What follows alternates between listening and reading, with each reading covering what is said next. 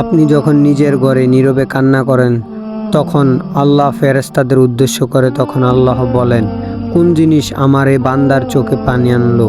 তখন ফেরেশতাগণ বলেন, আপনার এই বান্দার সুখে নেই, আপনার বান্দা অনেক দিন হাসেনি। এই বলে ফেরেশতাগণ কান্না করতে থাকেন এবং আল্লাহকে বলেন, হে আমার রব, আপনি জানেন আপনার এই বান্দার হৃদয়ে কি রয়েছে, অতএব আপনি আপনার এই বান্দার জন্য আপনি তার সব কিছু সহজ করে দিন। আল্লাহ বলেন, আমার এই বান্দা এমন কিছু জীবনে থেকে হারিয়ে ফেলেছে যা সে অধিক ভালোবেসেছিল।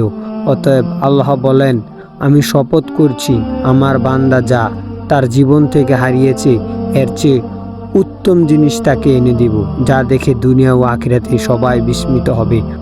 সুবহানাল্লাহ। চ্যানেলটি সাবস্ক্রাইব করে সকলে পাশে থাকুন।